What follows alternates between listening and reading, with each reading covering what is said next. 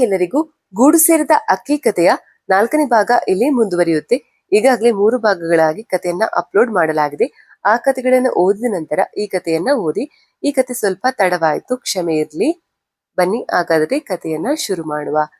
ಕಣ್ಣು ಬಿಟ್ಟಾಗ ಬೆಳಗು ಮೂಡಿ ತುಂಬಾ ಹೊತ್ತಾಗಿತ್ತು. ಸೂರ್ಯನ ಬೆಳಕಿಗೆ ಕಣ್ಣಗಲಿಸಲೇ ಆಗುತ್ತಿರಲಿಲ್ಲ. ತಲೆ ಸಿಡಿಯುತ್ತಿತ್ತು. ಹಾಸಿಗೆಯಿಂದ ಮೇಲೇಳಲು ಹೋದೆ. ಏಳಲೆ ಆಗದಂತೆ ಮೈಕೈ ನೋಯುತ್ತಿತ್ತು. ಬಟ್ಟೆಗಳೆಲ್ಲ ಅಸ್ತವ್ಯಸ್ತವಾಗಿತ್ತು. ಆತಂಕವಾದಂತೆ ಆಯಿತು. ಎದ್ದು ನಿಲ್ಲಲು ಪ್ರಯತ್ನಿಸಿದೆ, ಆಗುತ್ತಲೇ ಇರಲಿಲ್ಲ. ತಲೆ ದಿಮ್ ಎನ್ನುತ್ತಿತ್ತು. ಮಂಚ ಹಿಡಿದುಕೊಳ್ಳಲು ಹೋದೆ. ತಡವರಿಸುವಂತಾಯಿತು. ಕಣ್ಣು ಕತ್ತಲಿಟ್ಟಂತಾಗಿ ಬಿದ್ದು ಬಿಟ್ಟೆ. ಪ್ರಜ್ಞೆ ತಪ್ಪಿದಂತಾಗಿತ್ತು. ಎಚ್ಚರವಾದಾಗ ಹಸೀನಾ, ರೇಷ್ಮಾ ಇಬ್ಬರು ನನ್ನ ಬಳಿ ಕುಳಿತಿದ್ದರು. ನೀರು ಬೇಕೆಂದೆ. ಬಾಟಲ್ ಕೊಟ್ಟರು. ನಿನ್ನೆ ರಾತ್ರಿ ಆ ಬಾಟಲ್ನಲ್ಲಿದ್ದ ನೀರನ್ನ ಕುಡಿದ ಮೇಲೆ ಎಚ್ಚರವಿಲ್ಲದಂತಾಗಿತ್ತು. ನಂತರ ಯಾರೋ ಒಳಗೆ ಬಂದ ಹಾಗೆ ಆಗಿದ್ದು. ತಲೆ ಸವರುತ್ತಿದ್ದದ್ದು ನೆನಪಾಗಿತ್ತು. ಏನೋ ಸರಿಯಿಲ್ಲವೆನಿಸುತ್ತಿತ್ತು. ಸಿಟ್ಟಿನಿಂದ ಆ ಬಾಟಲನ್ನ ಹಾಗೇ ಎಸೆದು ಬಿಟ್ಟೆ. ನನ್ನದೆಲ್ಲವನ್ನ ನಾನು ಕಳೆದುಕೊಂಡು ಬಿಟ್ಟಿದ್ದೆ ಎಂದು ಅರ್ಥವಾಗಿತ್ತು. ಉಸಿರೇ ನಿಂತ ಹಾಗಾಯ್ತು. ನನ್ನ ಪರಿಸ್ಥಿತಿ ನೋಡಿ ನನಗಾದ ಅನ್ಯಾಯದ ಅರಿವಾಗಿತ್ತು. ಅವರಿಬ್ಬರಿಗೆ ಧೈರ್ಯ ಹೇಳುತ್ತಿದ್ದರು. ಅವರು ಹೇಳುತ್ತಿದ್ದ ಮಾತನ್ನ ಕೇಳುತ್ತಿದ್ದೇನೆ ಹೊರತು ನನಗೆ ಮಾತನಾಡಲು ಶಕ್ತಿಯೇ ಇಲ್ಲದಂತಾಗಿ ದಿಗ್ಮೂಢಳಾಗಿ ಕುಳಿತಿದ್ದೆ. ನಿನಗೆ ಅವನ ಬಗ್ಗೆ ಹೇಳಲು ತುಂಬಾ ಪ್ರಯತ್ನಿಸಿದೆ. ಆದರೆ ಅಷ್ಟರಲ್ಲಿ ಇಂತಹ ಅನಾಹುತ ನಡೆದೇ ಹೋಗಿತ್ತು. ಅವನೊಬ್ಬ ಲೋಫರ್. ಚಂದದ ಮುಗ್ಧ ಹುಡುಗಿಯರನ್ನ ಕಂಡ್ರೆ ಬಾಯಿ ಬಿಡುವ ಲಪಂಗ. ನನ್ನ ಗೆಳತಿಗೂ ಡ್ರಾಯಿಂಗ್ ಹೇಳಿಕೊಡುವುದಾಗಿ ನಂಬಿಸಿ ಮೋಸ ಮಾಡಿದ್ದ. ಅವಳು ಸೂಸೈಡ್ ಮಾಡಿಕೊಳ್ಳಲು ಪ್ರಯತ್ನಿಸಿದ್ದಳು. ಸಮಾಜಕ್ಕೆ ಅಂಜಿದರೂ ಮಾನ ಮರ್ಯಾದೆಯ ಹೆಸರಿನಲ್ಲಿ ಎಲ್ಲವೂ ಮುಚ್ಚಿ ಹೋಯಿತು. ನಿನಗೆ ಅವನು ಊಟ ಬಡಿಸುವಾಗ ಅವನ ಕಣ್ಣಲ್ಲಿದ್ದ ದಾಹ ನಾನು ಗಮನಿಸಿದ್ದೆ. ಆದರೆ ಅದನ್ನು ನಿನ್ನ ಬೇರೆಯೇ ಅರ್ಥ ಮಾಡಿಕೊಂಡಿದ್ದೆ. ನಾಚಿಕೆ ಪಟ್ಟಿದ್ದೆ. ಅದನ್ನ ಗಮನಿಸಿದ ನನಗೆ ನಿನ್ನ ಬಗ್ಗೆ ಕನಿಕರ ಮೂಡಿತ್ತು. ಸಾಯಂಕಾಲ ಕೂಡ ಹೇಳಿಬೇಕೆಂದುಕೊಂಡೆ. ಆದ್ರೆ ನಿಮ್ಮ ಮಾವ ನಿನ್ನ ಜೊತೆಯೇ ಇರಬೇಕಾದ್ರೆ ಯಾವ ಅಪಾಯವಿರುವುದಿಲ್ಲ ಎಂದೆನಿಸಿತು. ಹೇಳಿ ನಿನ್ನನ್ನ ಎದುರಿಸುವುದು ಬೇಡವೆಂದುಕೊಂಡೆ. ಆದರೂ ಮನಸ್ಸು ತಡೆಯದೆ ಕೇರ್ಫುಲ್ ಆಗಿರಲು ಸೂಚ್ಯವಾಗಿ ಹೇಳಿದೆ.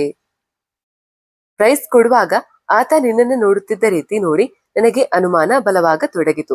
ಅದಕ್ಕೆ ನಿನಗೆ ವಿಶ್ ಮಾಡಲು ಬಂದಾಗ ಬೇಗ ರೂಮಿಗೆ ಬರುವಂತೆ ತಿಳಿಸಿದೆ. ನಮ್ಮಗಳ ಹಿಂದೆಯೇ ನಿಂತಿದ್ದ ಅವನು ನಮ್ಮ ಮಾತುಗಳನ್ನ ಕೇಳಿಸಿಕೊಂಡನೇನು. ಜಾಸ್ತಿ ಹೊತ್ತು ಇಲ್ಲಿರುವುದು ಸರಿಯಲ್ಲ. ದಯವಿಟ್ಟು ಎಲ್ಲರೂ ನಿಮ್ಮ ರೂಮ್ಗಳಿಗೆ ಹೋಗಿ ಎಂದೆನ್ನುತ್ತಾ ನಮ್ಮಗಳಿಗೂ ವಾಟರ್ ಬಾಟಲ್ ಕೊಟ್ಟ. ನಾವು ಅದೇ ನೀರು ಕುಡಿದು ಮಲಗಿದೆವು. ನಂತರ ನೀನು ಬಂದದ್ದು ನಮಗೆ ಗೊತ್ತಾಗಲಿಲ್ಲ. ಎಚ್ಚರವಿಲ್ಲದಂತೆ ಮಲಗಿದ್ದೆವು. ಸಾರಿ ಧನ್ಯ, ನಿನಗೆ ಹೀಗಾಗಿದ್ದು ನನ್ನ ತಂಗಿಗೆ ಆದಷ್ಟೇ ನೋವಾಗ್ತಿದೆ ಹೇಳುತ್ತಾ ನನ್ನನ್ನ ತಬ್ಬಿಕೊಂಡು ಅಳುತ್ತಿದ್ದಳು ಹಸೀನಾ. ಇದೇನಾಗಿ ಹೋಯ್ತು ನನ್ನ ಬಾಳಲ್ಲಿ? ನಾನು ಮಾಡಿದ ತಪ್ಪಾದರೂ ಏನು? ವಯೋಸಹಜವೆಂಬಂತೆ ಮನದಲ್ಲಿ ಚೆನ್ನಾಗಿದ್ದೇನೆಂದುಕೊಂಡೆ. ಅವನಲ್ಲಿದ್ದ ಕಲೆಗೆ ಮಾರು ಹೋಗಿದ್ದೆ. ಕನ್ನೋಟಕ್ಕೆ ಬಂದಿಯಾಗಿದ್ದೆ. ಆ ಸ್ಪರ್ಶಕ್ಕೆ ತಲ್ಲಣಗೊಂಡಿದ್ದೆ. ಅವನ ಮುಂದೆ ನಿಲ್ಲಲಾರದೆ ವೀಕಾದೆ. ಈ ನನ್ನ ವೀಕ್ನೆಸ್ ಅವನು ಬಳಸಿಕೊಂಡನೆ. ಈ ನನ್ನ ತಪ್ಪಿಗೆ ಇಷ್ಟು ದೊಡ್ಡ ಪ್ರಮಾಣದ ಶಿಕ್ಷೆಯೇ ನನ್ನಲ್ಲಿ ಹುಟ್ಟಿಕೊಳ್ಳುತ್ತಿದ್ದ ಭಯ. ಹೇಗೆ ನನ್ನಪ್ಪ ಅಮ್ಮನಿಗೆ ಮುಖ ತೋರಿಸಲಿ? ನಾನೆಂದರೆ ಅವರಿಗೆ ಜೀವವಾಗಿದ್ದೆ, ನಗುವಾಗಿದ್ದೆ, ಕನಸಾಗಿದ್ದೆ. ಅಪ್ಪನಿಗಂತೂ ತಾಯಿಯಾಗಿದ್ದೆ, ಅಮ್ಮನಿಗೆ ಗೆಳತಿಯಾಗಿದ್ದೆ. ಇಂಥವರಿಗೆ ನನ್ನಿಂದ ದೋಹವಾಯ್ತಲ್ಲ ಎಂದು ನೋವಾಗಿತ್ತು. ಅವರ ನಂಬಿಕೆಗೆ ಮೋಸ ಮಾಡಿದ್ದೇನೆ ಎಂಬ ಅಳುಕಾಗುತ್ತಿತ್ತು. ಅವರಿಟ್ಟ ಭರವಸೆಗಳಿಗೆ ನನ್ನಿಂದ ಸಿಕ್ಕ ಉತ್ತರವೇನು ಯೋಚಿಸುತ್ತಾ ಎದರಿದ್ದೆ. ಅಪ್ಪ ಅಮ್ಮರ ಪ್ರೀತಿ ಅನ್ಯೋನ್ಯತೆ ಕಂಡಾಗ ನನಗೂ ನನ್ನ ಭಾವಿ ಜೀವನದ ಬಗ್ಗೆ ಒಂಗನಿಸಿತ್ತು. ಅಪ್ಪನಂತೆ ಹೆಂಗರಳಿರುವಂತಹವನನ್ನೇ ನನ್ನ ಮನ ಅರಸುತ್ತಿತ್ತು. ಅವನು ನನ್ನ ಗೌರವಿಸಬೇಕು. ಅಣ್ಣನಂತೆ ಕೀಟಲೆ ಮಾಡಬೇಕು. ಅಕ್ಕನಂತೆ ಕಾಳಜಿ ತೋರಿಸಬೇಕು. ತಮ್ಮನಂತೆ ಮಾತನಾಡಿಸಬೇಕು. ಅಪ್ಪನಂತೆ ಬೈದು ಬುದ್ಧಿ ಹೇಳಿ ತಿದ್ದಬೇಕು. ಅಮ್ಮನಂತೆ ಸಂತೈಸಬೇಕು. ಗೆಳೆಯನಂತೆ ನನ್ನ ಸಂತೋಷಗಳನ್ನ ಕಂಡು ಸಂತೋಷ ಪಡಬೇಕು. ಅವನು ತಪ್ಪು ಮಾಡಿದಾಗ ನಾನು ಅವನಿಗೆ ಬೈದು ಬುದ್ಧಿ ಹೇಳಿ ನಾನು ಅವನ ತಾಯಿಯ ಸ್ಥಾನದಲ್ಲಿ ನಿಲ್ಲಬೇಕು. ಅವನ ಕನಸುಗಳಿಗೆ ಸ್ಫೂರ್ತಿ ತುಂಬುವ ಗೆಳತಿಯಾಗಬೇಕು. ನನ್ನ ಅಂತರಾಳದಲ್ಲಿರುವ ಪ್ರತಿ ಮಾತು ಅವನೊಂದಿಗೆ ಹೇಳಿಕೊಳ್ಳಬೇಕು. ಈಗ ಕನಸುಗಳೇ ಮುದುಡಿತ್ತು. ಇನ್ನೇಲಿದ್ದೇ ಕನಸುಗಳು? ನನ್ನದೇ ಆದ ಸಾಧನೆಯ ಗುರಿಗಳಿದ್ದವು. ಗುರಿಗೆ ನೀರೆರೆದವರಿದ್ದರು, ಛಲವಿತ್ತಿದ್ದರು. ಬಡತನದಲ್ಲೂ ಒಲವಿತ್ತು, ಸುಖವಿತ್ತು, ಗೆಳೆತನವಿತ್ತು. ಪುಟ್ಟ ಪ್ರಪಂಚದಲ್ಲಿ ಅಕ್ಕಿಯಂತೆ ಹಾರಿ ನಲಿಯುತ್ತಿದ್ದೆ. ಗಿಡುಗನ ಬಾಯಿಗೆ ಸಿಕ್ಕಿ ರೆಕ್ಕೆ ಕತ್ತರಿಸಿಕೊಂಡಿದ್ದೆ. ಆ ವ್ಯಕ್ತಿಯ ಕ್ಷಣಿಕದ ಆಮಿಷಕ್ಕೆ ಕನಸುಗಳೇ ಛಿದ್ರ ಛಿದ್ರವಾಗಿತ್ತು. ಹೂವಿನಷ್ಟು ಸೂಕ್ಷ್ಮವಾಗಿದ್ದ ಮನಸ್ಸು ವಿಪರೀತ ಅನ್ನುವ ಮಟ್ಟಿಗೆ ಘಾಸಿಯಾಗಿತ್ತು. ಯೋಚನೆಗಳಿಂದ ಕುಗ್ಗಿ ಹೋಗುತ್ತಿದ್ದೆ. ತನ್ನನ್ನು ತಾನೇ ಶಿಕ್ಷಿಸಿಕೊಳ್ಳಬೇಕೆನಿಸುತ್ತಿತ್ತು. ಬಿಕ್ಕಿ ಬಿಕ್ಕಿ ಅಳುತ್ತಲೇ ಇದ್ದೆ. ಯಾರೆಷ್ಟೇ ಸಮಾಧಾನ ಹೇಳಿದರೂ ಸಮಾಧಾನವಾಗಲಿಲ್ಲ. ಎಷ್ಟು ಅತ್ತರೂ ಮನಸ್ಸು ಮತ್ತಷ್ಟು ಭಾರವಾಗುತ್ತಿತ್ತೇ ವಿನಃ ಹಗುರವಾಗಲಿಲ್ಲ. ಮನಸ್ಸು ನೊಂದಿತ್ತು, ಭಾರವಾಗಿತ್ತು. ಹೆಣ್ಣಿಗೆ ದೇಹ ಪ್ರಕೃತಿಯೇ ಶಾಪವೇ? ಅವಳು ಭೋಗದ ವಸ್ತುವೆ? ಅವಳ ಅಂತರಾಲ ಅರಿಯದವನು ಶಿಕ್ಷಕ ಹೇಗಾದ? ಅಂತರಂಗದ ಹೋರಾಟದಲ್ಲಿ ಮನ ಅಂಕೆಗೆ ಸಿಂಗದಷ್ಟು ಆಳಾಗಿ ಹೋಗಿತ್ತು. ನನ್ನ ಬಾಳಿಗೆ ಬೆಂಕಿ ಇಟ್ಟವನನ್ನ ನೆನೆದಾಗ ರೋಷ ಹುಕ್ಕಿತ್ತು. ಆ ಸಮಯಕ್ಕೆ ಸರಿಯಾಗಿ ಮಾವ ರೂಮಿನ ಬಳಿ ಬಂದಿದ್ದರು. ನಾನು ಇಷ್ಟು ಹೊತ್ತಾದರೂ ನಾ ಆಚೆ ಬರದದ್ದನ್ನು ಅವರ ಆತಂಕಕ್ಕೆ ಕಾರಣವಾಗಿತ್ತು. ನನ್ನನ್ನ ಆ ಸ್ಥಿತಿಯಲ್ಲಿ ನೋಡಿ ಗಾಬರಿ ಆದರು. ಏನಾಯ್ತೆಂದು ಕೇಳುತ್ತಲೇ ಇದ್ದರು. ಮಾತನಾಡಲಾಗುತ್ತಿರಲಿಲ್ಲ ನನಗೆ. ಏನೆಂದು ಅರ್ಥವಾಗದ ಮಾವನಿಗೆ ಹಸಿನಾಳೆ ಎಲ್ಲವನ್ನ ಹೇಳುತ್ತಿದ್ದಳು. ಏನನ್ನು ನಿರ್ಧರಿಸಿದವಳಂತೆ ಆವೇಶದಿಂದ ಮೇಲೆದ್ದೆ. ಬಟ್ಟೆ ಸರಿ ಮಾಡಿಕೊಂಡು ಚಪ್ಪಲಿ ಮೆಟ್ಟಿ ಆಚೆ ನಡೆದೆ. ಪ್ರದರ್ಶನಗಳು ಶುರುವಾಗಿತ್ತು. ಅಲ್ಲಿಯೇ ಎಲ್ಲರೊಂದಿಗೆ ನಗುನಗುತ್ತಾ ಮಾತನಾಡುತ್ತಿದ್ದ ಆ ಮೃಗವೂ ಇತ್ತು. ನನ್ನಾಸೆ ಕನಸುಗಳನ್ನ ಹೊಸಕಿ ಹಾಕಿದವನನ್ನ ಕಂಡು ಕಿಚ್ಚಿದ್ದಿತ್ತು. ಅವನ ಮುಂದೆ ಹೋಗಿ ನಿಂತೆ. ನನ್ನ ಅವತಾರ ನೋಡಿ ಕಕ್ಕಾಬಿಕ್ಕಿಯಾದ. ಹೆಣ್ಮಕ್ಕಳ ಮನಸ್ಸು ಅರ್ಥವಾಗದವನು ನೀನು. ಅಮ್ಮ, ಅಕ್ಕ, ತಂಗಿಯರಿಲ್ಲವೇ ನಿನಗೆ? ಅಮ್ಮ ಕಲಿಸಿದ ಪಾಠ ಇದೇನಾ ಎನ್ನುತ್ತಾ ಕಾಲಲ್ಲಿದ್ದ ಚಪ್ಪಲಿ ಬಿಚ್ಚಿ ರಪರಪನೆ ಬಾರಿಸುತ್ತಲೇ ಇದ್ದೆ. ಈ ದಾಳಿ ಅವನು ನಿರೀಕ್ಷಿಸಿರಲಿಲ್ಲ. ಅವಮಾನವಾಗಿತ್ತು. ಮುಖ ಕಪ್ಪಿಟ್ಟಿತ್ತು. ನನ್ನ ವರ್ತನೆ ಅನಿರೀಕ್ಷಿತವಾಗಿತ್ತು. ಎಲ್ಲರೂ ಇತ್ತಲೇ ನೋಡುತ್ತಿದ್ದರು. ಹೆದರಿಕೆಯಿಂದ ಏನೂ ಮಾತನಾಡಲಾಗದೆ ಅಲ್ಲಿಂದ ಓಡು ನಡಿಗೆಯಲ್ಲಿ ಹೊರಟ. ತಪ್ಪು ಒಪ್ಪಿಕೊಳ್ಳದೆ ಅಲ್ಲಿಂದ ಪಲಾಯನ ಮಾಡುತ್ತಿದ್ದವನ ಹಿಡಿದು ನಿಲ್ಲಿಸಲು ಉಚ್ಚಿಯಂತೆ ಓಡುತ್ತಿದ್ದೆ. ಸಂಕಟವಿತ್ತು. ಆಯಾಸದಿಂದ ಕಣ್ಣು ಕಾಣಿಸಲಾಗುತ್ತಿತ್ತು. ಕಲ್ಲಡವಿ ಬಿದ್ದಿದ್ದೆ. ಮತ್ತೆ ಪ್ರಜ್ಞೆ ತಪ್ಪಿದಂತಾಗಿತ್ತು. ಎಚ್ಚರವಾದಾಗ ರೂಮಿನಲ್ಲಿದ್ದೆ. ಹಸೀನಾ, ರೇಷ್ಮಾ ಇಬ್ಬರು ನನ್ನ ಪಕ್ಕವೇ ಕೂತಿದ್ದರು. ಮಾವ ನನ್ನ ಬಟ್ಟೆಗಳನ್ನ ಪ್ಯಾಕ್ ಮಾಡಿದ್ದರು. ಎದ್ದ ನಂತರ ತಿಂಡಿ ತಿನ್ನಿಸಲು ಪ್ರಯತ್ನ ಪಡುತ್ತಿದ್ದರು. ನೀರು ಕೊಟ್ಟರು. ನನಗೇನು ಬೇಡವಾಗಿತ್ತು. ನನ್ನ ಮನದಲ್ಲಿ ಅಚ್ಚುತ್ತಿದ್ದ ಭಾವ ಒಂದೇ. ಈ ದೇಹ ಮತ್ತು ಮನಸ್ಸು ಎರಡೂ ನನ್ನದಲ್ಲ ಎಂದು ಕಣ್ಣೀರ ಧಾರೆಯಾಗುತ್ತಿತ್ತು. ಪ್ರೋಗ್ರಾಂ ಅಲ್ಲಿಗೆ ನಿಂತಿತ್ತು. ಎಲ್ಲರಿಗೂ ನಡೆದ ವಿಚಾರಗಳು ಗೊತ್ತಾಗಿತ್ತು. ಅಪಖ್ಯಾತಿ ಆಗುವುದನ್ನ ತಡೆದು ಮುಚ್ಚಿ ಹಾಕಲು ಪ್ರಯತ್ನಿಸುತ್ತಿದ್ದರು. ವಿಕ್ರಮ್ ಕೈಗೆ ಸಿಗದಂತೆ ಪರಾರಿಯಾಗಿದ್ದ. ಆದರೆ ಮಾವನ ಸಿಟ್ಟು ಮಾತ್ರ ಕಡಿಮೆಯಾಗಿರಲಿಲ್ಲ. ಬುಸುಗುಡುತ್ತಲೇ ಇದ್ದರು. ಮೇಲಿಂದ ಮೇಲೆ ಅಮ್ಮನ ಫೋನ್ ಬರುತ್ತಲೇ ಇತ್ತು. ಹೊರಟಿದ್ದೇವೆ ಎಂದು ಸಮಾಧಾನದಿಂದ ಹೇಳಿದರು ಮಾವ. ನನ್ನನ್ನ ಕರೆದುಕೊಂಡು ಬಸ್ ಹತ್ತಿದರು. ನನಗೆಲ್ಲ ಅರಿವಾಗುತ್ತಿದ್ದರು. ಏನೂ ಬೇಕಾಗುತ್ತಿರಲಿಲ್ಲ. ಬರುವಾಗ ಮನಸ್ಸು ಗರಿಗೆದರಿತ್ತು. ಈಗ ರೆಕ್ಕೆಯೇ ಮುರಿದಿತ್ತು. ಅಮ್ಮ ಅಪ್ಪನನ್ನ ಎದುರಿಸುವುದು ಹೇಗೆಂಬ ಅಳುಕಾಗುತ್ತಿತ್ತು. ಬಾಡಿದ ಮುಖಕ್ಕೆ ಕಾರಣ ಕೇಳಿದರೆ ಏನು ಹೇಳಲಿ ಎಂಬ ಯೋಚನೆ ನನ್ನನ್ನ ಅಣ್ಣು ಮಾಡಿತ್ತು. ಉತ್ತರ ಗೊತ್ತಾಗದೆ ಮೌನಕ್ಕೆ ಶರಣಾದೆ. ಅಮ್ಮನ ಕಂಡ ತಕ್ಷಣವೇ ಅವಳ ತೆಕ್ಕೆಗೆ ಬಿದ್ದೆ. ಅಮ್ಮನ ಆತಂಕದ ಪ್ರಶ್ನೆಗಳಿಗೆ ಉತ್ತರಿಸಲಾಗದೆ ಚಡಪಡಿಸುತ್ತಿದ್ದೆ. ಆ ಘಟನೆಗಳು ನೆನಪಾದಾಗ ರೋಷ ಬಂದಂತಾಗುತ್ತಿತ್ತು.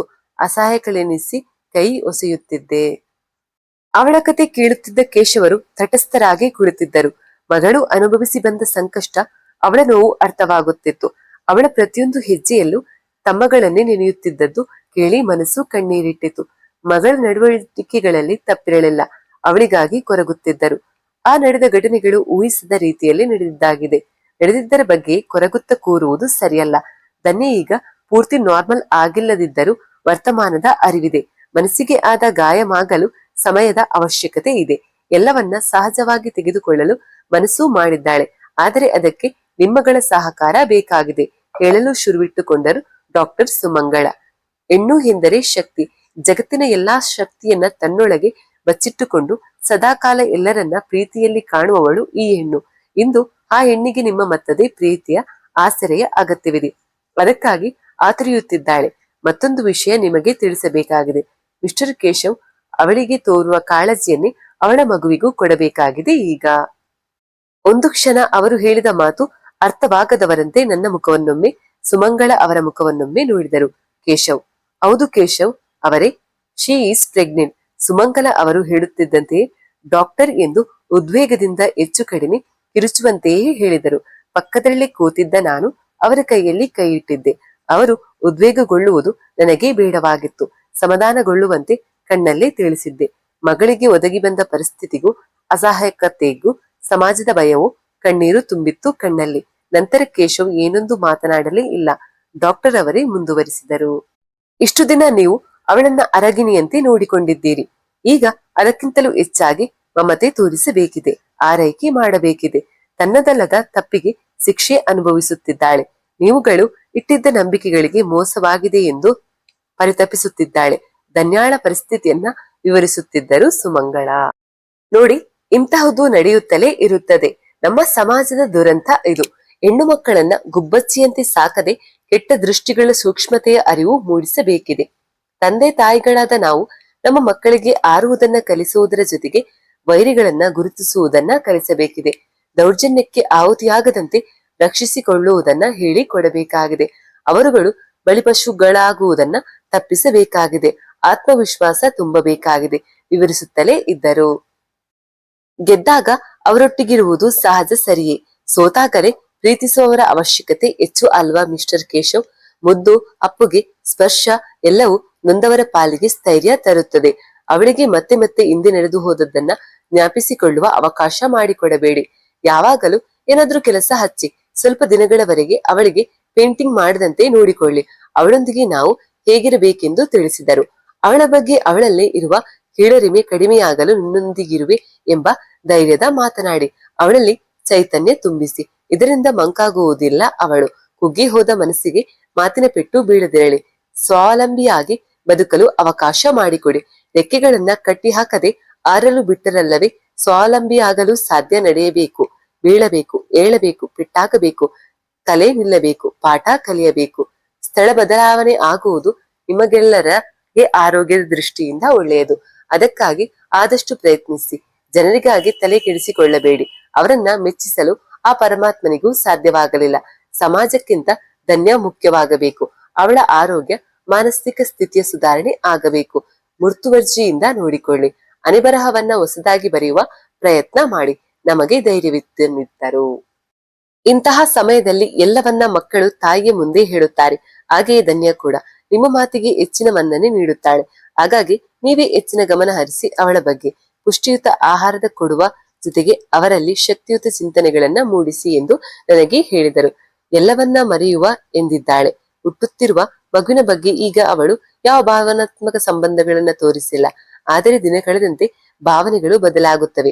ಎಲ್ಲವನ್ನ ಅದೆಷ್ಟು ಧೈರ್ಯದಿಂದ ಎದುರಿಸಿ ಎಲ್ಲವೂ ಒಳ್ಳೆಯದಾಗುತ್ತದೆ ಎಂಬ ನಂಬಿಕೆ ಬಿಡಬೇಡಿ. ಏನಾದ್ರೂ ಅಗತ್ಯವಿದ್ದರೆ ನನ್ನನ್ನ ಭೇಟಿ ಮಾಡಿ. ಒಳ್ಳೆಯದಾಗಲಿ ಎನ್ನುತ್ತಾ ಕೈ ಮುಗಿದರು.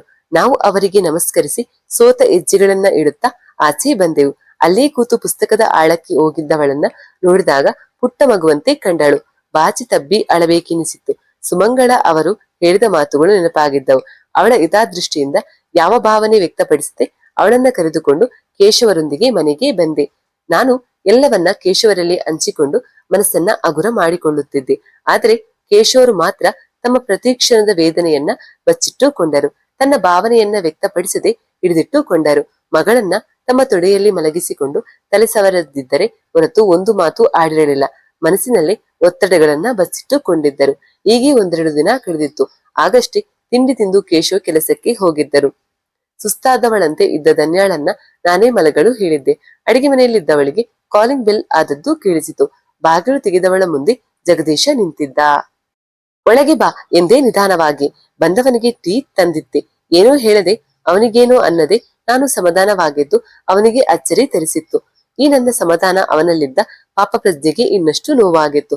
ನನ್ನ ಕಾಳ ಬಳಿ ಕುಳಿತು ಕೈ ಹಿಡಿದು ಕಣ್ಣೀರು ಗೊತ್ತಿಕೊಂಡು, ಅಕ್ಕ, ನನ್ನ ಕ್ಷಮಿಸಿಬಿಡೆ. ನನ್ನಿಂದ ನಿನ್ನ ಮಗಳನ್ನ ಜೋಪಾನ ಮಾಡಲಾಗಲಿಲ್ಲ. ನನ್ನ ಕಣ್ಣು ತಪ್ಪಿಸಿ ಆದ ಪ್ರಮಾದ ಇದು.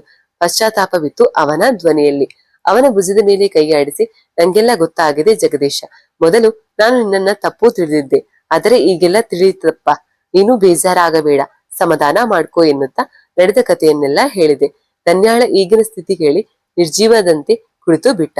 ರೂಮಿನಲ್ಲಿ ಮಗುವಿನಂತೆ ನಿದ್ರಿಸಿದವಳ ಬಳಿ ಹೋಗಿ ಅವಳ ಮುಂಗುರುಗಳು ಸರಿಸಿ, ಸಾರಿ ಧನ್ಯ ಪುಟ್ಟ, ನಿನಗೆ ಮೋಸ ಆಗುತ್ತಿದ್ದಾಗ ನಾನು ಗಮನಿಸದೆ ಹೋದೆ.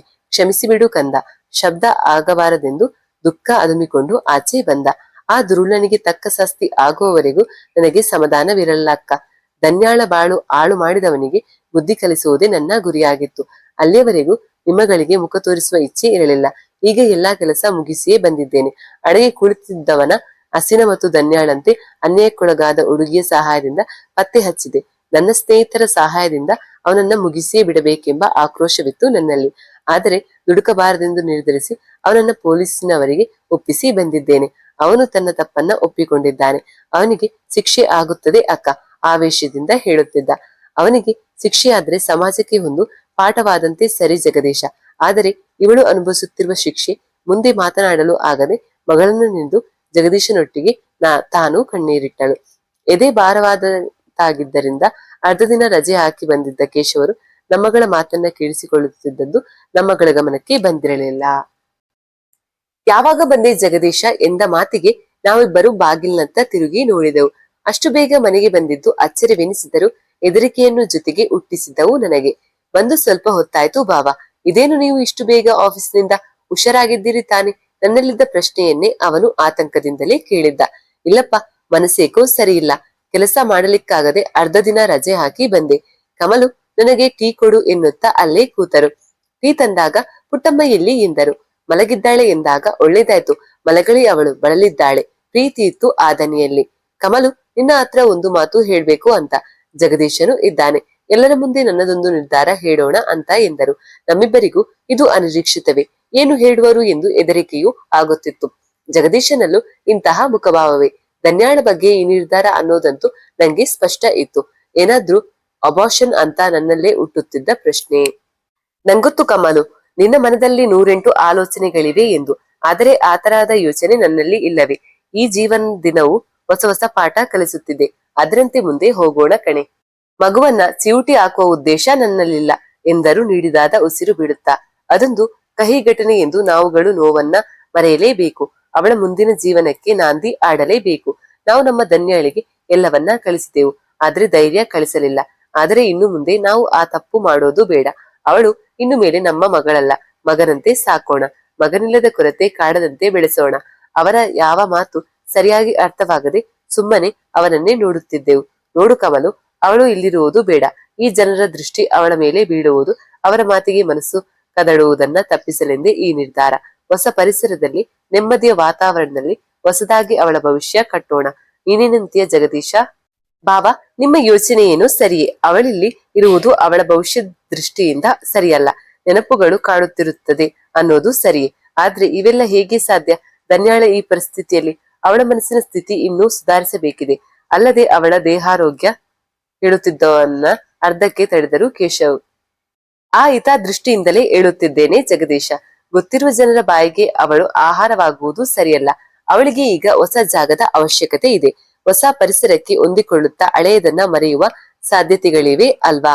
ಅದೇನು ಸರಿ. ಆದ್ರೆ ಏಕಾಏಕಿ ಹೋಗುವುದೆಲ್ಲಿಗೆ? ನಿಮ್ಮ ಕೆಲಸ ಮನೆಗಳನ್ನ ಬಿಟ್ಟು ಹೋಗುವುದಾದ್ರೂ ಎಲ್ಲಿಗೆ ಎಂದೇ ನಾನು. ಈ ರೀತಿಯ ಬದಲಾವಣೆ ಸರಿ ಎನಿಸಿದರೂ ಸಾಧ್ಯವೇ ಎಂಬ ಅಳುಕಾಗುತ್ತಿತ್ತು. ಅಕ್ಕ ಬಾವ, ನಿಮ್ಮಲ್ಲಿ ಇಂದು ನನಗೆನ್ನಿಸಿದ್ದನ್ನ ಹೇಳುತ್ತಿದ್ದೇನೆ. ನಾ ಮಾಡಿದ ತಪ್ಪಿಗೆ ಪ್ರಾಯಶ್ಚಿತ್ತವಾದ ಹಾಗೆ ಕೂಡ ಆಗುತ್ತೆ. ಹಾಗೆಯೇ ಧನ್ಯಾಳ ಬಾಳು ಸರಿಯಾಗುತ್ತದೆ. ನೀವುಗಳು ಒಪ್ಪಿದರೆ. ಏನು ಹೇಳಲು ತಡಕಾಡುತ್ತಿದ್ದ. ಅದೇನದು? ಸರಿಯಾಗಿ ಹೇಳೋ ಕುತೂಹಲವಿತ್ತು ನನಗೆ. ಊರು ಬಿಟ್ಟು ಬೇರೆ ಕಡೆ ಹೋಗುವ ಬದಲು ಬೇರೆ ಇನ್ನೇನಾದ್ರೂ ಉಪಾಯ ಹೇಳಬಹುದಾ ಅನ್ನುವ ಕಾತುರ ನನಗೆ. ನೀವುಗಳು ಹಾಗೂ ಧನ್ಯ ಒಪ್ಪಿದರೆ ಧನ್ಯಾಳನ್ನ ನಾನು ಮದುವೆ ಆಗ್ತೀನಕ್ಕ. ಅವಳನ್ನ ಇನ್ನು ಮುಂದೆ ಜೋಪಾನವಾಗಿ ಕಾಪಾಡಿಕೊಳ್ತೀನಿ ಎಂದಾಗ ನನಗೆ ಒಂದು ಕ್ಷಣ ನಂಬಲೇ ಸಾಧ್ಯವಾಗಲಿಲ್ಲ. ಮಗಳ ಬಾಳು ಹಾಳಾಯ್ತೆಂದು ಕೊರಗುತ್ತಿದ್ದವಳಿಗೆ ಅಚ್ಚರಿ ಮತ್ತು ಸಂತೋಷ ಏಕಕಾಲದಲ್ಲೇ ಉಂಟಾಗಿತ್ತು. ಆದರೆ ಕೇಶವ್ ಸಂವೇದನಶೀಲರಾದರು. ಯಾವುದನ್ನು ನಿರ್ಧರಿಸುವ ಮುಂಚೆ ಅವರ ಪೂರ್ವಪರಗಳನ್ನ ಯೋಚಿಸುತ್ತಾರೆ. ನಾನು ಧನ್ಯಾಳ ಬಾಳು ಜಗದೀಶ ಸರಿ ಮಾಡುತ್ತಿದ್ದಾನೆ ಎಂದು ಸಂತೋಷದಿಂದ ಇದ್ದರೆ ಅವರು ಮಾತ್ರ ಇದಕ್ಕೆ ಬಿಲ್ಕುಲ್ ಒಪ್ಪಲಿಲ್ಲ. ಬೇಡ ಜಗದೀಶ, ಇಂತಹ ನಿರ್ಧಾರಗಳು ಸರಿಯಲ್ಲಪ್ಪ. ಮದುವೆ ಎಂಬ ಪರಿಕಲ್ಪನೆಗೆ ನಮ್ಮ ಸಮಾಜದಲ್ಲಿ ಉನ್ನತ ಸ್ಥಾನವಿದೆ. ಇಂದು ನಿನಗೆ ಅವಳಲ್ಲಿ ಕನಿಕಾರವಿದೆ. ಆದರೆ ಕನಿಕರ ವಿಷಾದದಿಂದ ತೆಗೆದುಕೊಂಡ ನಿರ್ಣಯಗಳು ಎಷ್ಟು ಸಮಂಜಸ ನೀನೇ ಹೇಳು. ಭಾವೋದ್ವೇಗಕ್ಕೆ ಒಳಗಾಗಿ ವಿವೇಚನೆ ಕಳೆದುಕೊಳ್ಳಬೇಡ. ಪಾಪ ಪ್ರಜ್ಞೆ ಕಾಡುತ್ತಿದೆ ನಿನಗೆ. ಅವಳ ಜೀವನ ಸರಿ ಮಾಡಲೇಬೇಕೆಂಬ ಮನಸ್ಸಿದೆ. ಇಂದಿನ ಆತುರದ ಸಮಂಜಸವಲ್ಲದ ನಿರ್ಧಾರಗಳು ಮುಂದೆ ನಿಮ್ಮಿಬ್ಬರ ಭವಿಷ್ಯದ ಮೇಲೂ ಮಾರಕವಾಗುತ್ತದೆ. ಮದುವೆಯೊಂದೇ ಬದುಕಿನ ಘಟ್ಟವಲ್ಲ ಜಗದೀಶ. ಅಲ್ಲದೆ ನಿಮ್ಮಿಬ್ಬರಲ್ಲೂ ವಯಸ್ಸಿನ ಅಂತರಗಳಿವೆ, ಭಾವನೆಗಳ ಅಂತರವಿದೆ. ಬಾಲ್ಯದಲ್ಲೇ ಅವಳ ಭವಿಷ್ಯವನ್ನ ಕೊಂದು ಮದುವೆ ಎಂಬ ಬಂಧನಕ್ಕೆ ನೂಕುವುದು ಯಾಕೋ ನನಗೆ ಸಮಂಜಸವೆನಿಸುತ್ತಿಲ್ಲ. ತಪ್ಪು ತಿಳಿಯಬೇಡ ಜಗದೀಶ. ಹೃದಯ ವೈಶಲ್ಯತೆ ಇದೆ ನಿನಗೆ. ನಿನ್ನ ಭವಿಷ್ಯದ ದೃಷ್ಟಿಯಿಂದಲೂ ಇದು ಉತ್ತಮ ನಿರ್ಧಾರ ಎನಿಸುತ್ತಿಲ್ಲ ನನಗೆ. ಆಡಿಕೊಂಡಿದ್ದ ಹುಡುಗಿ ಜೀವನದಲ್ಲಿ ಅನಾಹುತವೇ ನಡೆದಿದೆ. ಆ ಅನಾಹುತವನ್ನ ಅವಳು ಮರೆಯಬೇಕಿದೆ. ಅವಳ ಮೈ ಕಳೆಯಲಿ ಮೊದಲು. ಅವಳ ಸ್ವಾವಲಂಬಿ ಆಗಬೇಕಿದೆ. ಅದಕ್ಕೆ ಅವಳಿಗೆ ಉತ್ತಮ ಶಿಕ್ಷಣದ ಅಗತ್ಯವಿದೆ. ನಂತರದ ಜೀವನದ ನಿರ್ಣಯಗಳು ಅವಳದ್ದೇ ಆಗಿರುತ್ತೆ. ಈ ನನ್ನ ನಿರ್ಧಾರದಲ್ಲಿ ನಿನಗೇನಾದ್ರೂ ತಪ್ಪು ಅನಿಸುತ್ತಿದೆಯೇ ಕಮಲು? ಅವರ ನಿರ್ಧಾರದಲ್ಲಿ ನನ್ನ ಪಾಲು ಕೇಳಿದ್ದರು. ಏನೆನ್ನಲಿ, ಅವರು ಹೇಳಿದ್ದು ನನಗೂ ಸರಿ ಎನಿಸುತ್ತಿತ್ತು. ಸಾವಿರ ಸಂಕಟ ಅನುಭವಿಸಿ ಬಂದಿದ್ದಾಳೆ. ಇನ್ನು ಪುಟ್ಟ ಹುಡುಗಿಯೇ ಅವಳು. ರಕ್ಕಸನ ಅಟ್ಟಹಾಸಕ್ಕೆ ಮಂಕಾಗಿದ್ದಾಳೆ. ನಡುಗಿ ಹೋಗಿದವಳಿಗೆ ಮತ್ತೆ ಮದುವೆ ಬಂಧನಕ್ಕೆ ದೂಡುವುದು ಸರಿಯಲ್ಲವೆನಿಸಿತು. ಮರುಕ ತೋರಿಸಿ ಮದುವೆಯಾಗುವೆ ಎಂದು ಬಂದವನಿಗೆ ಮಗಳ ಮತ್ತು ಅವಳ ಒಡಲಲ್ಲಿರುವುದರ ಜವಾಬ್ದಾರಿಗಳ ಹೊಣೆ ಹೊರಿಸುವುದು ಅವಳ ಭವಿಷ್ಯದ ಹಿತದೃಷ್ಟಿಯಿಂದ ಸರಿಯಲ್ಲವೆಂದು ನಾನು ಮನಗಂಡೆ. ಆ ಸಮಯದಲ್ಲಿ ಅವರ ನಿರ್ಧಾರಕ್ಕೆ ನನ್ನ ಸಮ್ಮತಿ ಎನ್ನಿಸಿತೆ. ಅವಳ ಭವಿಷ್ಯ ರೂಪಿಸುವತ್ತ ನಮ್ಮ ಗಮನವಿತ್ತೆ. ಜಗದೀಶನಿಗೂ ಇವರ ಮಾತು ಸರಿ ಎನ್ನಿಸಿತು. ಆಗ, ನಿಮ್ಮ ಮಾತಿನಲ್ಲೂ ಅರ್ಥವಿದೆ ಬಾಬಾ. ಅವಳನ್ನ ಚಿಕ್ಕಂದಿನಿಂದಲೂ ಕಂಡವನು ನಾನು. ನನ್ನಲ್ಲಿದ್ದ ಪಾಪ ಪ್ರಜ್ಞೆ ಈ ಮಾತನ್ನ ಆಡಿಸಿರಬೇಕು. ದುಡುಕಿನ ನಿರ್ಧಾರವನ್ನ ತಪ್ಪಿಸಿದಿರಿ. ನೀವು ಹೇಳಿದ್ದು ಸಂಪೂರ್ಣವಾಗಿ ಸರಿಯಿದೆ. ಅವಳ ಹೆರಿಗೆಯಾದ ನಂತರ ಓದಲಿ. ಅವಳ ಭವಿಷ್ಯ ಅವಳೇ ನಿರ್ಧರಿಸುವಂತಾಗಲಿ. ಅದಕ್ಕೆ ನನ್ನ ಒಪ್ಪಿಗೆಯೂ ಇದೆ.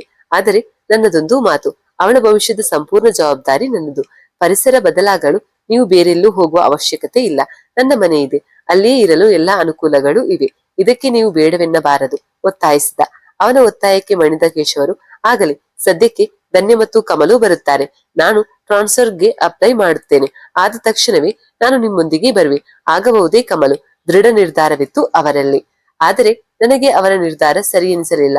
ನನಗೀಗ ಅವರ ಆರೋಗ್ಯದ ಚಿಂತೆ ಆಗುತ್ತಿತ್ತು. ಅವರನ್ನ ಒಂಟಿಯಾಗಿ ಬಿಟ್ಟು ಹೇಗೆ ನೆಮ್ಮದಿಯಿಂದ ಇರಲು ಸಾಧ್ಯ? ಎದೆ ನೋವೆನ್ನುತ್ತಿರುತ್ತರು. ಧನ್ಯಾಳಂತೆ ಇವರು ನನ್ನ ಜವಾಬ್ದಾರಿಯಲ್ಲವೇ? ಊಟ ತಿಂಡಿಯ ವ್ಯವಸ್ಥೆ ಆಗಬೇಡವೇ? ನನ್ನಲ್ಲಿ ಪ್ರಶ್ನೆಗಳ ಸುರಿಮಾಲೆಯೇ ಆಗುತ್ತಿತ್ತು. ನಾನೇನು ನನ್ನ ಅಭಿಪ್ರಾಯ ತಿಳಿಸದೆ ಅಡುಗೆ ತಯಾರಿಯ ನೆವ ಮಾಡಿ ಎದ್ದು ಬಂದೆ. ನನ್ನ ಬದುಕಿನ ಆಧಾರ ಸ್ತಂಭವೇ ಇವರು. ನಿಶಕ್ತಿ ಇದೆ, ಆಗಾಗ ಕಾಡುವ ಎದೆನೋವು. ಇಂಥವರನ್ನ ಒಬ್ಬಂಟಿಯಾಗಿ ಬಿಟ್ಟು ಹೋಗುವ ಮನಸ್ಥಿತಿ ನನ್ನದಾಗಿರಲಿಲ್ಲ. ಹೀಗೆ ನನ್ನೊಳಗೆ ಯೋಚನೆ ಕಾಡುತ್ತಿತ್ತು. ಧನ್ಯಾಳ ಸ್ಥಿತಿಯು ಇದಕ್ಕಿಂತ ಭಿನ್ನವಾಗಿರಲಿಲ್ಲ. ಅವಳಿಗೆ ಬದಲಾವಣೆಯ ಅವಶ್ಯಕತೆ ಇತ್ತು. ಡಾಕ್ಟರ್ಗಳ ಮುರ್ತುವರ್ಜಿ ತಪಾಸಣೆಗಳು ಆಗಬೇಕಿತ್ತು. ಚಿಕ್ಕ ವಯಸ್ಸು ಅವಳಿಗೆ. ಕೇರ್ಫುಲ್ ಆಗಿ ಇರಬೇಕು ಎಂದಿದ್ದರು ಸುಮಂಗಳ. ಸುತ್ತಮುತ್ತಲಿನವರು ನಮ್ಮನ್ನ ಅರ್ಥ ಮಾಡಿಕೊಳ್ಳುವುದಕ್ಕಿಂತ ಆಡಿಕೊಳ್ಳುವುದೇ ಜಾಸ್ತಿ ಆಗುತ್ತಿತ್ತು.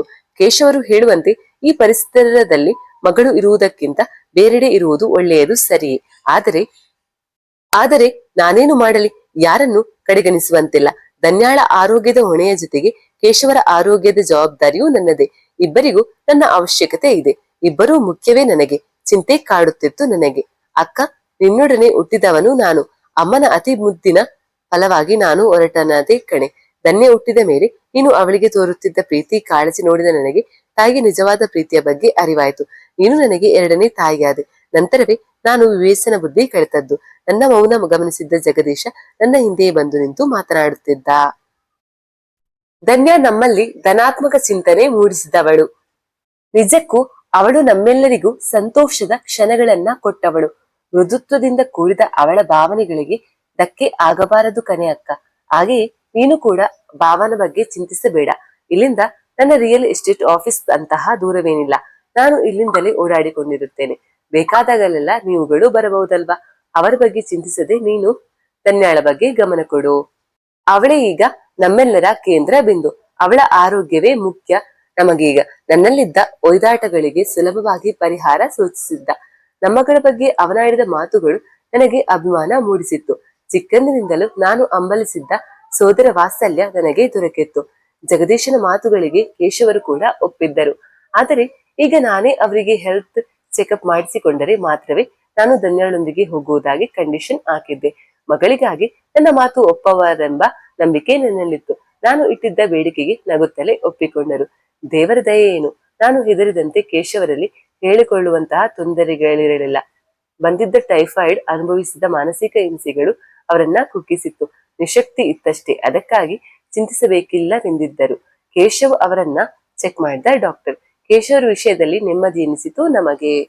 ಇತ್ತೀಚೆಗೆ ನಡೆದ ಘಟನೆಗಳು ಮನೆಯ ನೆಮ್ಮದಿ ಕಸಿದುಕೊಂಡಿತ್ತು. ದಾರಿ ಕಾಣದೆ ದಿನಂಪ್ರತಿ ಕೊರಗುತ್ತಿದ್ದ ಜೀವನ, ಆಸರೆ ಬಯಸುತ್ತಿದ್ದ ಕಣ್ಗಳು, ಕಣ್ಣೀರು ಒರೆಸಲು ಯಾರೂ ಇಲ್ಲದ ಪರಿಸ್ಥಿತಿಯಲ್ಲಿ ಜಗದೀಶ ನಮ್ಮಗಳ ಬಾಳಲ್ಲಿ ದೀಪವಾಗಿದ್ದ, ಕಣ್ಣೀರು ಒರೆಸುವ ಕೈಗಳಾಗಿದ್ದ.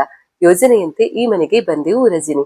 ಯಾರು ನಮ್ಮ ಬಗ್ಗೆ ವಿಚಾರಿಸುತ್ತಾರೋ ಎಂಬ ಹೆದರಿಕೆಯಿಂದಲೇ ಇಲ್ಲಿ ಯಾರ ಬಳಿಯೂ ನಾನು ಸ್ನೇಹ ಮಾಡಿಕೊಳ್ಳಲೇ ಇಲ್ಲ. ನಾನು ನನ್ನ ಕೈಲಾದ ಮಟ್ಟಿಗೆ ಆದಷ್ಟು ಚೆನ್ನಾಗಿ ಧನ್ಯಾಳನ್ನ ನೋಡಿಕೊಳ್ಳುತ್ತಿದ್ದೆ. ದಿನಗಳು ಕಳೆಯುತ್ತಿದ್ದವು.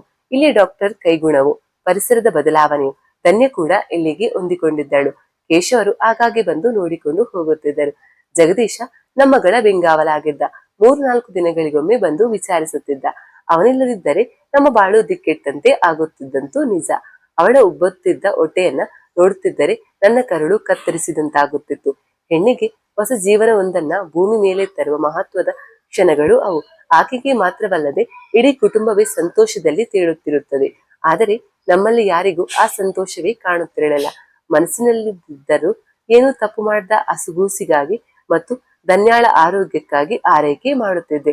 ಇತ್ತೀಚೆಗೆ ಧನ್ಯಾಳಲ್ಲಿ ದೌರ್ಜನ್ಯದ ಫಲವಾಗಿ ಹುಟ್ಟುತ್ತಿರುವ ಮಗುವಿನ ಬಗ್ಗೆ ಆಸಕ್ತಿ ಮೂಡುತ್ತಿತ್ತು. ಅದು ಮಿಸುಕಾಡಿದಾಗ ಸಂತೋಷ ಅನುಭವಿಸುತ್ತಿದ್ದಳು, ಉದ್ವೇಗಕ್ಕೆ ಒಳಗಾಗುತ್ತಿದ್ದಳು. ಮಗುವಿನ ಬಗ್ಗೆ ವಿವಿಧ ರೀತಿಯ ಕನಸುಗಳನ್ನು ಕಾಣಲು ಆರಂಭ ಮಾಡಿದ್ದಳು. ಅದರೊಂದಿಗೆ ಭಾವನಾತ್ಮಕ ಏರಿಳಿತಗಳಿತ್ತು ಅವಳಲ್ಲಿ. ಸ್ವಲ್ಪ ಅತಿರೇಕವೇ ಅನಿಸುತ್ತಿತ್ತು ಅವಳ ವರ್ತನೆ. ನಾನಿದನ್ನ ಅವಳ ಡಾಕ್ಟರ್ ಅಲ್ಲಿ ಕೂಡ ಪ್ರಸ್ತಾಪಿಸಿದ್ದೆ. ಮಾನಸಿಕ ಹಾಗೂ ಪ್ರಸ್ತುತಿ ತಜ್ಞರು ಆಗಿದ್ದ ಅವರಿಗೆ ಇವಳ ಹಿನ್ನೆಲೆ ಗೊತ್ತಿತ್ತು. ಅವರಿಗೆ ಧನ್ಯಾಳ ವಿಷಯದಲ್ಲಿ ವಿಶೇಷ ಮುರ್ತುವರ್ಜಿ ಕೂಡ ಇತ್ತು. ಹಾಗೆ ನಮಗೂ ಧೈರ್ಯ ಹೇಳುತ್ತಿದ್ದರು. ವೈಯಕ್ತಿಕ ಸಮಸ್ಯೆಗಳು, ಒತ್ತಡಗಳಿಂದ ಕುಗ್ಗಿರುವ ಅವಳಲ್ಲಿ ಇಂತಹ ಬೆಳವಣಿಗೆಗಳು ಸಾಮಾನ್ಯ ಎಂದಿದ್ದರು. ಆದಷ್ಟು ಅವಳನ್ನ ಜಾಗೃತೆಯಾಗಿ ನೋಡಿಕೊಳ್ಳಲು ಹೇಳಿದ್ದರು. ಮಾನಸಿಕ ದೃಢತೆ ಬೆಳೆಸಿಕೊಳ್ಳಲು ಯೋಗ ಮಾಡಲು ಸಹ ಹೇಳಿದ್ದರು. ದಿನವೂ ನಾನೇ ಮುಂದೆ ನಿಂತು ಅವಳಿಗೆ ಯೋಗಾಭ್ಯಾಸ ಮಾಡಿಸುತ್ತಿದ್ದೆ. ನನ್ನ ಕುಡಿಯನ್ನ ಕಣ್ಣಲ್ಲಿ ಕಣ್ಣಾಗಿ ಕಾವಲು ಕಾಯುತ್ತಿದ್ದೆ. ಅವಳ ಮಾನಸಿಕ ಆರೋಗ್ಯ ಸರಿಯಿಲ್ಲದ ಕಾರಣ ಮಗುವಿನ ಬೆಳವಣಿಗೆ ಕೂಡ ಅಷ್ಟೇನು ಸರಿ ಇರಲಿಲ್ಲ. ಅದರ ಪರಿಣಾಮವಾಗಿ ಗರ್ಭಪಾತ ಕೂಡ ಆಗಬಹುದೆಂಬ ಡಾಕ್ಟರ್ ಮುನ್ಸೂಚನೆ ಕೊಟ್ಟಿದ್ದರು. ಅವರ ಮಾತುಗಳನ್ನ ಕೇಳಿದ ನನಗೆ ಆತಂಕವೇ ಆಗಿತ್ತು. ಚಿಕ್ಕ ವಯಸ್ಸಿನಲ್ಲಿ ಅನುಭವಿಸುತ್ತಿರುವ ಹಿಂಸೆ, ಮಾನಸಿಕ ಯಾತನೆಗಳು ಅವಳ ಭವಿಷ್ಯಕ್ಕೆ ಮಾರಕವಾಗಬಹುದೇ ಎಂಬ ಹೆದರಿಕೆಯೂ ಕಾಡುತ್ತಿತ್ತು ನಮಗೆಲ್ಲರಿಗೂ. ಈ 8-9 ತಿಂಗಳ ಕಾಲದಲ್ಲಿ ನನ್ನ ಧನ್ಯ ಅನುಭವಿಸುವುದ ಸಂಕಟ, ವೇದನೆ, ಅಸಹಾಯಕತೆಗಳು ನನ್ನ ಮನಸ್ಸಿನಲ್ಲಿ ಆಳವಾದ ಗಾಯ ಮಾಡಿದ್ದವು. ಯಾವುದೇ ಅನಾಹುತಗಳಾಗದೆ ಇರಲೆಂದು ನಿತ್ಯವೂ ದೇವರಲ್ಲಿ ಬೇಡಿಕೊಳ್ಳುತ್ತಿದ್ದೆ. 7ನೇ ತಿಂಗಳು ನಡೆಯುತ್ತಿತ್ತು. ಆಗ ಧನ್ಯಾಳಿಗೆ ಒಂದು ದಿನ ಬೆಳಿಗ್ಗೆನೆ ಧನ್ಯ ಅಮ್ಮ ಎಂದು ಚೀರಿದಳು. ಅವಳ ಕೂಗು ನನ್ನಲ್ಲಿ ನಡುಕ ಹುಟ್ಟಿಸಿತ್ತು. ಏನಾಯ್ತೆಂದು ಹೋಗಿ ನೋಡಿದಾಗ ಮಂಚದಿಂದ ಕೆಳಗೆ ಬಿದ್ದಿದ್ದಳು. ಏನು ಮಾಡಬೇಕೆಂದೇ ತೋಚದಾಗಿತ್ತು ನನಗೆ. ಡಾಕ್ಟರಲ್ಲಿ ಕರೆದುಕೊಂಡು ಹೋದೆ. ಕಣ್ಣೀರು, ಭಯ, ಅಸಮಂಜಸ ಲಹರಿ, ಒತ್ತಡಗಳ ಪರಿಣಾಮ ನಮ್ಮ ಧನ್ಯಾಳಿಗೆ ಮಿಸ್ಕ್ಯಾರೇಜ್ ಆಗಿಯೇ ಹೋಯ್ತು. ಆದರೆ ಅದರ ಪರಿಣಾಮ ಮಾತ್ರ ತೀವ್ರವಾಗಿತ್ತು. ಧನ್ಯಾಳಿಗೆ ತನ್ನ ಮಗುವಿಲ್ಲ ಎಂಬ ಸತ್ಯ ಅರಗಿಸಿಕೊಳ್ಳಲೇ ಸಾಧ್ಯವಿರಲಿಲ್ಲ. ಅವಳು ಮೊದಲಿನಿಂದಲೂ ಭಾವನಾ ಜೀವಿಯೇ. ಕೂಸು ಹುಟ್ಟುವುದಕ್ಕಿಂತ ಮುಂಚೆಯೇ ತನ್ನ ತಾಯ್ತನದ ಜವಾಬ್ದಾರಿ ನಿರ್ವಹಿಸುವುದಕ್ಕೆ ತಯಾರಾಗಿದ್ದಳು. ಪೊಸೆಸಿವ್ ಆಗಿದ್ದಳು. ಮಗುವಿನ ಬಗ್ಗೆ ಚಡಪಡಿಕೆ ಇತ್ತು. ಬೆಟ್ಟದಂತಹ ಕನಸಿತ್ತು. ಮೊದಲೇ ಮಾನಸಿಕವಾಗಿ ಕುಗ್ಗಿದ್ದ ಅವಳಿಗೆ ಮಗುವು ಇಲ್ಲದಂತಾದಾಗ ಡಿಪ್ರೆಷನ್ಗೆ ಹೋಗಿದ್ದಳು. ತೀವ್ರತರವಾದ ದುಃಖವನ್ನ ಅನುಭವಿಸುತ್ತಿದ್ದಳು. ಗರ್ಭಪಾತದಿಂದ ಅವಳಿಗೆ ತಾಯ್ತನವನ್ನ ಅನುಭವಿಸುವ ಅವಕಾಶ ಕೂಡ ತಪ್ಪಿ ಹೋಗಿದ್ದರಿಂದ ಕುಸಿದೇ ಹೋಗಿದ್ದಳು. ಈ ದುಃಖದಿಂದ ಹೊರಬರಲು ಅವಳಿಗೆ ಸಾಕಷ್ಟು ಸಹಾಯ ಮಾಡಿದ್ದು ಅವಳನ್ನ ಟ್ರೀಟ್ಮೆಂಟ್ ಮಾಡ್ತಿದ್ದ ಡಾಕ್ಟರ್. ತುಂಬಾ ಸಮಯವೇ ಹಿಡಿಯಿತು ಅವಳಿಗೆ ಮಗುವನ್ನ ಕಳೆದುಕೊಂಡ ದುಃಖ ಮರೆಯಲು. ಆ ಸಮಯದಲ್ಲಿ ಅವಳಲ್ಲಿದ್ದ ಖಿನ್ನತೆಗೆ ಸಮಾಧಾನದ ಮಾತುಗಳು ಸಹ ಪರಿಣಾಮ ಬೀರಿತ್ತು. ನಿಂಗುತ್ತ ಧನ್ಯ, ಬದುಕನ್ನ ಸಾಗರ, ಸಮುದ್ರಕ್ಕೆ ಯಾಕೆ ಹೋಲಿಸುತ್ತಾರೆ ಅಂತ? ಸಮುದ್ರ ನೋಡಲು ಎಷ್ಟು ಶಾಂತವೋ ಅಷ್ಟೇ ಸುನಾಮಿಯಂತ ಅಲೆಗಳಿರುತ್ತವೆ. ಹಾಗೆ ಜೀವನವೂ ಕೂಡ ಒಮ್ಮೆ ಸುಂದರ ಶಾಂತವೆನಿಸಿದರೂ ಅನಿರೀಕ್ಷಿತ ತಿರುವುಗಳು ಬಂದು ಅಲ್ಲೋಲ ಕಲ್ಲೋಲ ಮಾಡಿಬಿಡುತ್ತವೆ. ಸಮುದ್ರದಿಂದ ನಾವು ಕಲಿಯಬೇಕಾದ ಪಾಠ ಏನು ಅಂತ ನಿಂಗೊತ್ತಾ? ಯಾವುದೂ ಇಲ್ಲಿ ಶಾಶ್ವತವಲ್ಲ. ಅಲೆಗಳಂತೆ ಸುಖ ದುಃಖಗಳು ಬಂದು ಹೋಗುತ್ತಿರುತ್ತದೆ. ಮನಸ್ಸು ಮಾತ್ರ ಸಮಚಿತ್ತದಿಂದ ಇರಬೇಕು. ಅದು ಕೂಡ ಸುಲಭವಾಗಿ ಬರುವಂತದ್ದಲ್ಲ ಧನ್ಯ. ಯೋಗಗಳ ಜೊತೆ ಸಕಾರಾತ್ಮಕ ಚಿಂತನೆಗಳಿಂದ ಮಾತ್ರ ಸಾಧ್ಯ. ಗುರಿ ಮುಟ್ಟುವಾಗ ಮನಸ್ಸಿಗೆ ಹಿತ ನೀಡುವ ನೆನಪುಗಳು ಸುಂದರ ಅಲೆಗಳಾದರೆ, ಮುಳ್ಳುಗಳಂತೆ ಚುಚ್ಚಿ ಚುಚ್ಚಿ ಕೊಲ್ಲುವ ಸುನಾಮಿ ಅಲೆಗಳೇ ಬಹಳ. ಆದ ಕಹಿ ಘಟನೆಗಳನ್ನ ನೆನೆಸಿ ಕೊರಗುತ್ತ ಕೂರುವುದು ಮೂರ್ಖತನ. ಜೀವನದಲ್ಲಿ ಪ್ರೀತಿ, ಮಕ್ಕಳು, ಸಂಸಾರಗಳೇ ಗುರಿಗಳಲ್ಲ ಧನ್ಯ. ಬದುಕು ತುಂಬಾ ಕ್ಷಣಿಕ. ಇದ್ದುದರಲ್ಲಿಯೇ ಖುಷಿ ಪಡಲು ಪ್ರಯತ್ನಿಸಬೇಕು. ನಗು ನಮ್ಮನ್ನ ಹೆಚ್ಚು ಆರೋಗ್ಯದಿಂದ ಇರುವಂತೆ ಮಾಡುತ್ತೆ ಅನ್ನೋದು ನಿನಗೂ ಗೊತ್ತಲ್ವ ಧನ್ಯ. ನಾವು ಎಷ್ಟು ನಗುತ್ತಾ ಇರುತ್ತೇವೋ ಅಷ್ಟು ನಮ್ಮ ಮನಸ್ಸು ಕೂಡ ಸಂತೋಷದಿಂದ, ಉಲ್ಲಾಸದಿಂದ ಇರುತ್ತದೆ. ನಾವು ಕೋಪಗೊಂಡಷ್ಟು ಮನಸ್ಸಿನ ನೆಮ್ಮದಿ ಕೂಡ ಕಡಿಮೆಯಾಗುತ್ತದೆ. ವಿವೇಕಾನಂದರು ಏನು ಹೇಳಿದ್ದಾರೆ ಗೊತ್ತಾ ನಿಂಗೆ? ನಿಮ್ಮಿಂದ ನೀವೇ ಉದ್ಧಾರವಾಗಬೇಕು. ನಿನಗೆ ಯಾರು ಸಹಾಯ ಮಾಡಲಾರರು. ನಿನಗೆ ನೀನೇ ಶತ್ರು, ನಿನಗೆ ನೀನೇ ಮಿತ್ರ ಎಂದು. ಆಗಿರುವ ಘಟನೆಗಳನ್ನ ಒಪ್ಪಿಕೊಂಡು ಬಿಡು ಧನ್ಯ. ಮನಸ್ಸನ್ನ ದೃಢ ಮಾಡಿಕೊ. ಎದ್ದು ನಿಲ್ಲು. ಯಾವುದಕ್ಕೂ ಅಂಜಬೇಕಾಗಿಲ್ಲ. ನಿನ್ನಲ್ಲಿ ನೀನೇ ನಂಬಿಕೆ ಇಡು, ನಿನ್ನ ಗುರಿಯತ್ತ ಹೆಜ್ಜೆ ಇಡು, ಸಾಧಿಸಬೇಕೆಂಬ ಹಠವಿರಲಿ, ನಿನ್ನಲ್ಲಿ ಆ ಸಾಮರ್ಥ್ಯ ಇದೆ. ಇವುಗಳನ್ನ ಮೈಗೂಡಿಸಿಕೊಳ್ಳಲು ನಿನಗೆ ದೈಹಿಕ ಆರೋಗ್ಯದ ಜೊತೆ ಮಾನಸಿಕ ಆರೋಗ್ಯ ಕೂಡ ಮುಖ್ಯ. ಧನ್ಯ. ಆರೋಗ್ಯದ ಕಡೆ ಗಮನ ಕೊಡು. ಭೌತಿಕವಾಗಿ ಚಿಂತಿಸುವುದನ್ನ ಕಲಿಯಬೇಕು ನೀನು, ಆಗ ನಿನಗೆ ದಾರಿ ಸಿಗುತ್ತದೆ. ಇವೆಲ್ಲದರ ಮಧ್ಯೆ ದೇವರನ್ನ ಧ್ಯಾನಿಸು, ಅದರಿಂದ ಮನಸ್ಸಿಗೆ ಸಂತಸ ಸಿಗುತ್ತದೆ. ನಿನ್ನ ಮನಸ್ಸನ್ನ ಬೇರೆಡೆ ತಿರುಗಿಸುವ ಪ್ರಯತ್ನವಾಗಬೇಕು. ವಿದ್ಯಾಭ್ಯಾಸ ಮುಂದುವರಿಸು. ನಿನ್ನ ಅಪ್ಪ ಅಮ್ಮನ ಜೊತೆ ಹೆಚ್ಚು ಸಮಯ ಕಳೆ. ಅನಗತ್ಯ ತಪ್ಪು ಗ್ರಹಿಕೆ, ಪ್ರತೀಕಾರ ಮನೋಭಾವ ಬೇಡ. ವೈಫಲ್ಯಕ್ಕೆ ಕೊರಗುವುದರ ಬದಲು ವಾಸ್ತವ ಒಪ್ಪಿಕೊಂಡು ಬಿಡು. ನಿನ್ನ ಜೊತೆ ನಿನ್ನ ಎತ್ತವರು ಎಂದೆಂದಿಗೂ ಇದ್ದೇ ಇರ್ತಾರೆ. ಧನ್ಯ. ಧೈರ್ಯದಿಂದ ಜೀವನ ಎದುರಿಸು.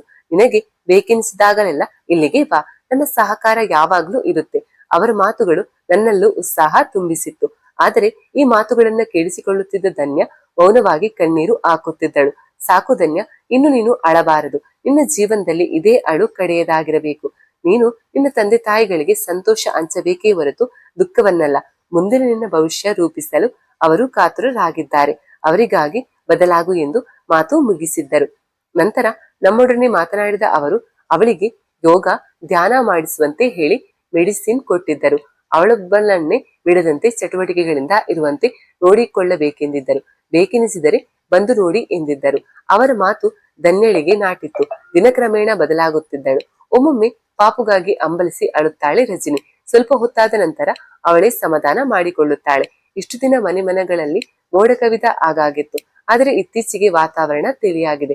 ಧನ್ಯ ಬದಲಾಗುತ್ತಿದ್ದಾಳೆ. ಅದೇ ನಮ್ಮೆಲ್ಲರ ಅದೃಷ್ಟ. ಹೀಗೆ ಹೇಳುವಾಗ ಅವರಲ್ಲಿ ಸಂತಸವಿತ್ತು.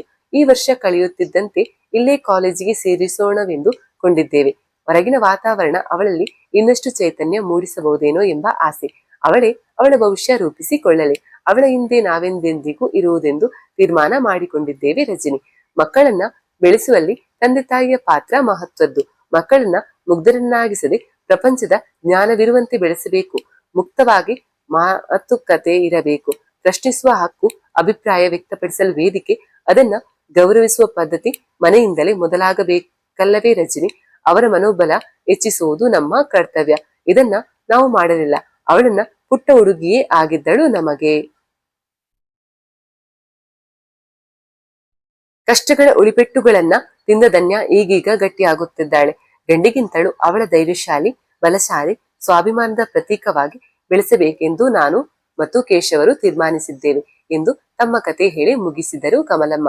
ಕೇಳುತ್ತಿದ್ದ ರಜನಿಗೆ ಅವರ ನೋವು ಸಂಪೂರ್ಣವಾಗಿ ಅರ್ಥವಾಗಿತ್ತು.